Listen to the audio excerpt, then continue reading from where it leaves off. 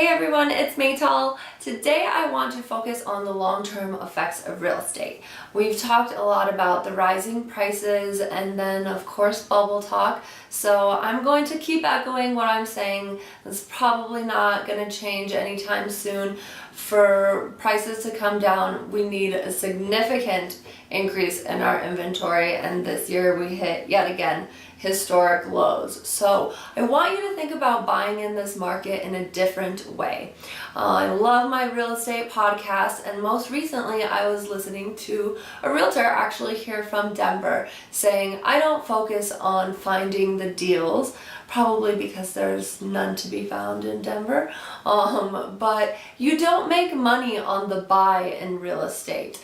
If you're a flipper, it's kind of a different story because you want to do that quickly, but for most people, we're not buying to flip a house, and it is a long-term thing for you. So let me show you why you should not throw in the towel. I know it might have been 5 to 10 offers at this point, but it is in your best interest to buy and continue the search. So this analysis uses a rent versus buy calculator off realtor.com, and you can go on there to put in specific terms, but this is what we're going to use in this particular analysis. I'm going to fly through this, so hit pause to see the exact assumptions used in the calculations, but we're going to look at 5% appreciation, which is actually significantly lower than what we currently have in Denver. Everything else is super typical.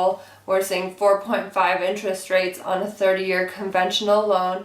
And we also are just going to do like a 10% down payment. For a tenant, we're going to look at the monthly rent, a deposit, and then a lower appreciation of about 2%. So on the very right side, you will see a table that shows the frequent question I hear. How long do I have to be in my house to offset or be better off than if I had just been renting this whole time?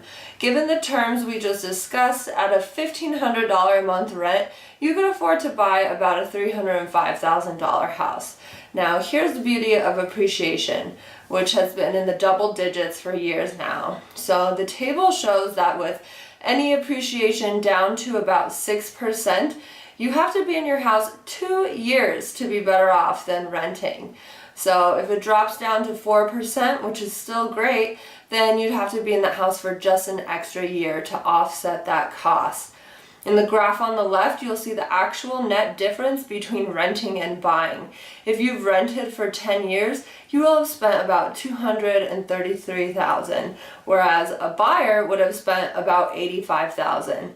That's a difference of $148,000, guys. Now, check it out over 30 years. The net difference of renting would have been $910,000. Hey, let's just round it up and call that $1 million. This next slide is looking at monthly payments of $2,000 for rent, so that's what that difference looks like. And then lastly, this is a $2,500 rent. So in all these scenarios, you see you have to be in the home for about 2 years to be better off.